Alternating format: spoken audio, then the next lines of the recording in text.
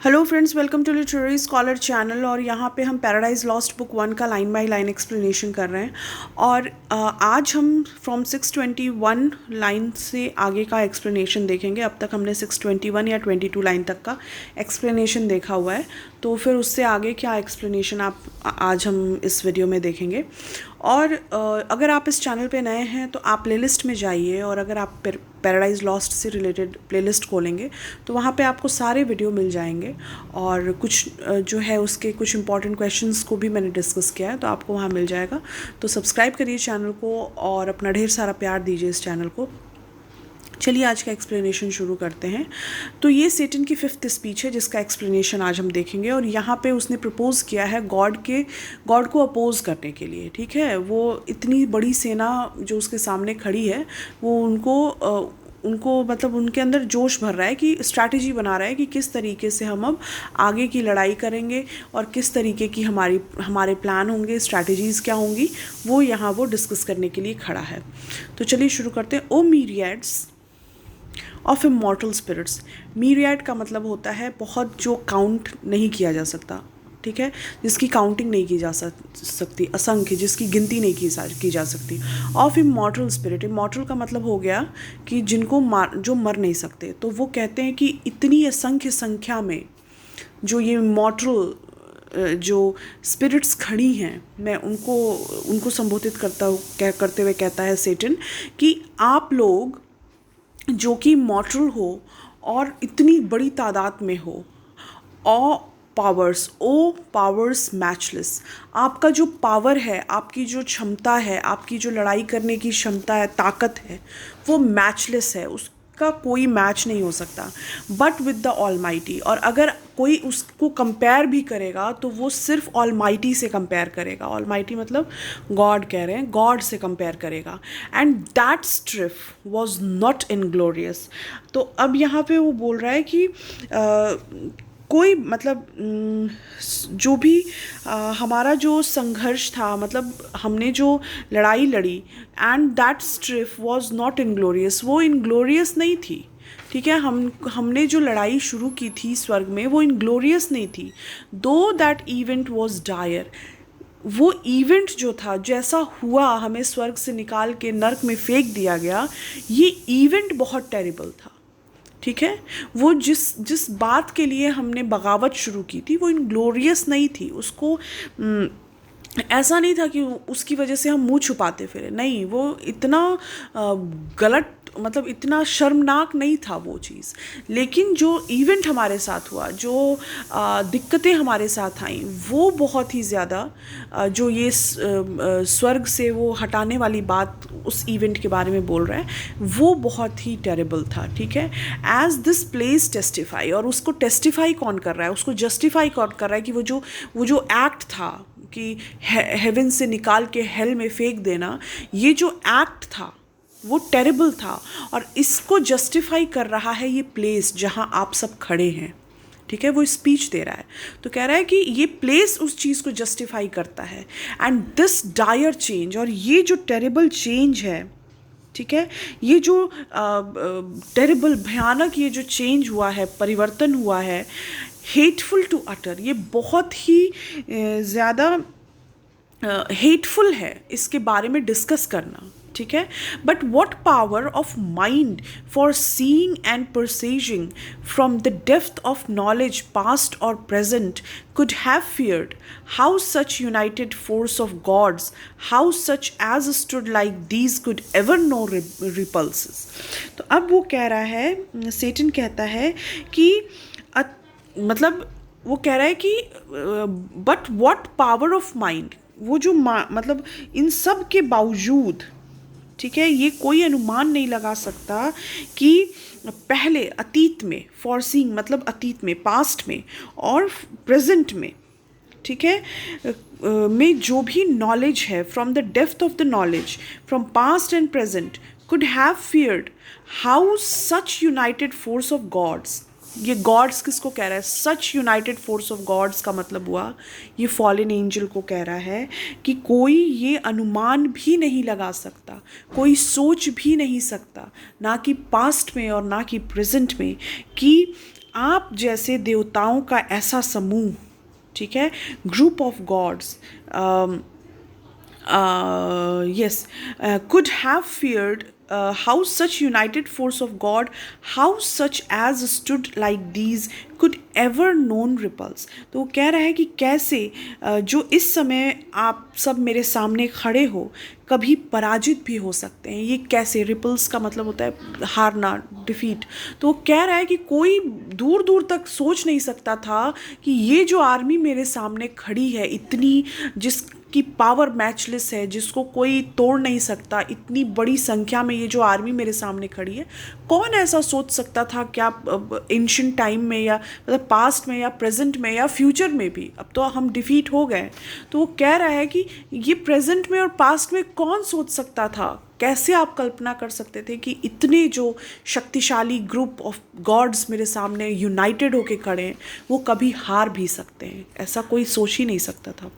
For who can yet believe, ये कौन believe कर सकता है, दो आफ्टर लॉस, हारने के बावजूद भी, हारने के बावजूद भी, that all these puissants legions who exile hath emptied heaven.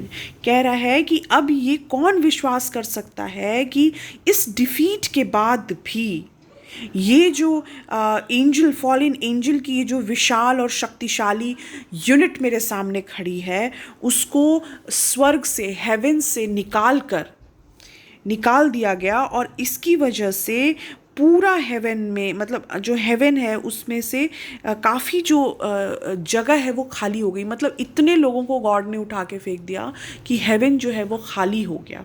ठीक है, ये कौन बिलीव कर सकता है. Shall fail to reascend self raised and repossess their native seats. ठीक है, वो कह रहा है कि शैल फेल टू रीअसेंट, कि ये कौन सोच सकता है कि जो मतलब अपने सेल्फ रेज होकर और हम रीपोजेस करेंगे अपनी नेटिव सीट मतलब हेवन में. ठीक है, कि इन सब के बावजूद भी, इतनी डिफीट के बावजूद भी हम फिर से खड़े होंगे, हम फिर से लड़ेंगे खुद से खड़े होकर, और फिर जो हमारी खोई हुई जगह थी हेवन में उसको वापस हम पाएंगे.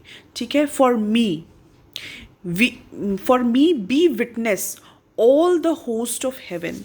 वो कह रहा है मेरे लिए, ठीक है, जहाँ तक मेरा प्रश्न है या जहाँ तक मेरा सवाल है, ठीक है, मैं, ये सेटन खुद को कह रहा है, for me B witness all the host of haven, कि मैं आप लोगों को विटनेस बना रहा हूँ कि मैं यहाँ पे आपके सामने ये बोल रहा हूँ कि हम वापस अपने हेवन को में जाएंगे, होस्ट बन के जाएंगे. All the host of haven, जो कभी हेवन में रहते थे, आप सभी के सामने मैं ये विटनेस आपको बना रहा हूँ अपनी इस स्पीच का, कि by me have lost our hopes but he who reign monarch in heaven till then as one secure, set on his throne, upheld by old repute, consent or custom, and his regal state put forth at full but still his strength concealed.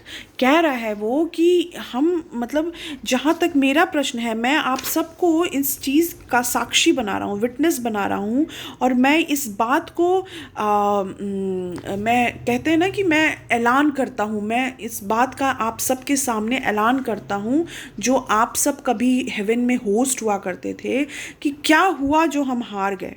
ठीक है, हमारा मतलब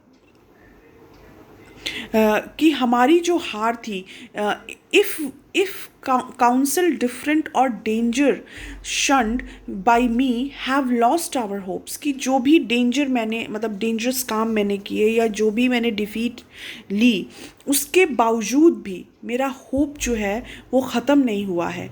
but he who reign, ठीक है, he who reign monarch in heaven till then as one secure sat on his throne.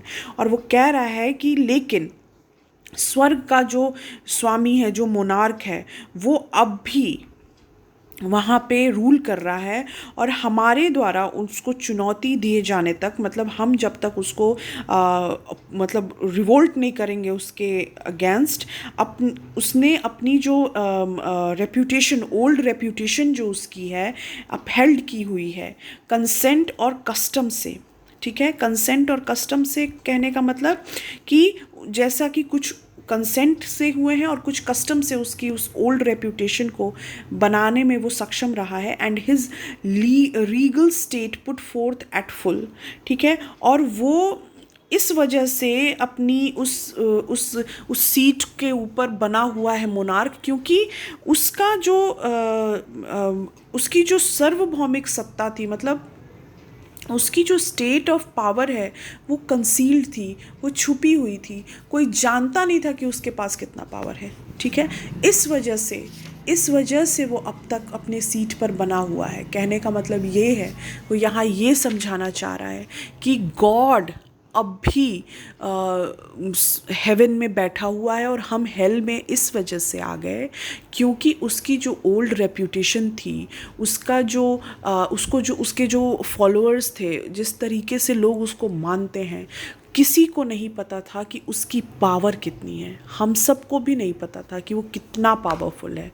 लेकिन अब जो है, विच टेम्प्टेड आवर अटेम्प्ट, और हमको इसी बात का, हम मतलब हार का जो अब वो डिस्कस कर रहा है कि हम क्यों हारे। वो कह रहा है कि हम इसलिए हारे क्योंकि हमें उसके पावर का, उसकी स्ट्रेंथ का अंदाज़ा नहीं था। उसने अपनी सारी पावर्स, अब उसने सब कुछ अपना सबके सामने शेयर किया, लेकिन उसने जो अपनी पावर है, अपनी जो स्ट्रेंथ है, उसको कंसील करके रखा था, उसको छुपा के रखा था, और वो कोई नहीं जानता था, हम आप भी नहीं जानते थे। और ये रीज़न है कि इस वजह से हम हारे। क्यों हारे?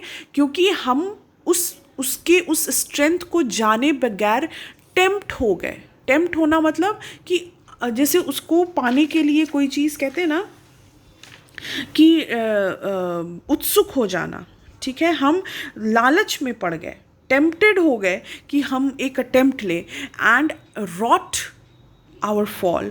और ये रीज़न था कि हम सब फॉल का रीज़न था, हम सबको डाउन कर दिया ये अटेम्प्ट हमारा, बिना जाने उसके पावर को, उसके स्ट्रेंथ को, बगैर जाने उसके खिलाफ बगावत करना ही हमारी सबसे बड़ी गलती थी, और यही हमारे फॉल का सबसे बड़ा रीज़न है।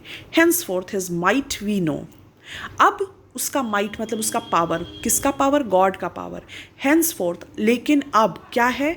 हिज माइट वी नो, उसके पावर को हम जानते हैं, एंड नो आवर ओन, और हम अपनी पावर भी जान रहे हैं। ठीक है, so as not either to provoked और ड्रेड न्यू वॉर प्रोवोक्ड।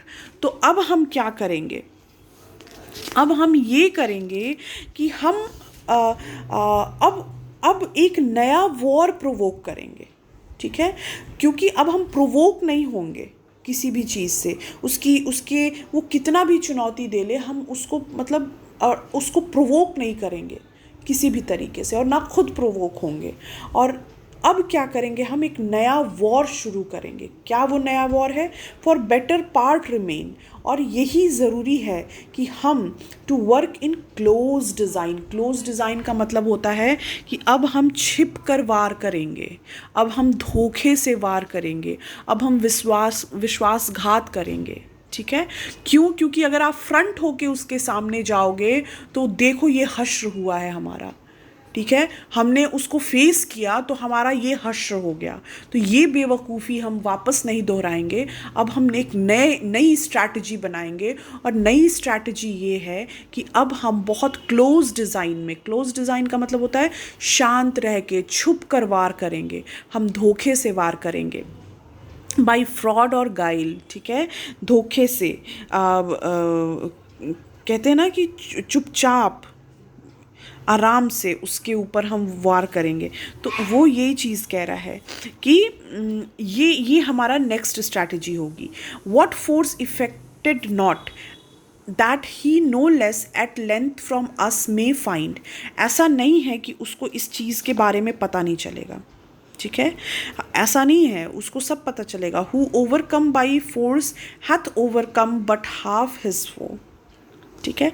तो वो ये कह रहा है कि वो नो डाउट कि वो जान जाएगा कि हमारा क्या है, मतलब हम क्या कर रहे हैं, लेकिन जो हमें मतलब लेकिन हमें ये जानना होगा कि हम बाय फोर्स उसके सामने नहीं खड़े हो सकते। और वो मतलब हाफ हिज वो बट हाफ हिज वो, और उसने अपने शत्रुओं को जो भी पराजित किया है वो आधा पराजित किया है। तो उसके कहने का यहाँ ये मतलब हुआ कि नो डाउट गॉड को ये बात आज नहीं तो कल पता चलेगी कि हम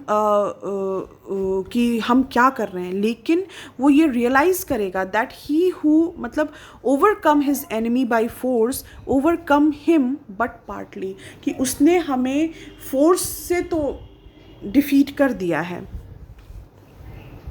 लेकिन वो हमें आधा डिफीट किए हुए हैं। हम अब उसके दुश्मन हैं और हम ये लड़ाई जो है एक नए अध्याय से शुरू करेंगे, एक नई लड़ाई शुरू करेंगे जो कि बहुत ही छिपा कर ये लड़ाई होगी। तो आई होप कि आपको ये एक्सप्लेनेशन क्लियर हुआ होगा, और नेक्स्ट जो एक्सप्लेनेशन है वो नेक्स्ट वीडियो में आएगा। तब तक के लिए आप अपना ध्यान रखिए। Stay blessed, take care of yourself, and thank you for watching this video. Please do share, subscribe and share this channel. Press the bell button, यही कहते हैं शायद, तो बेल बटन को प्रेस करिए, सब्सक्राइब करिए चैनल को, and thank you for watching this video.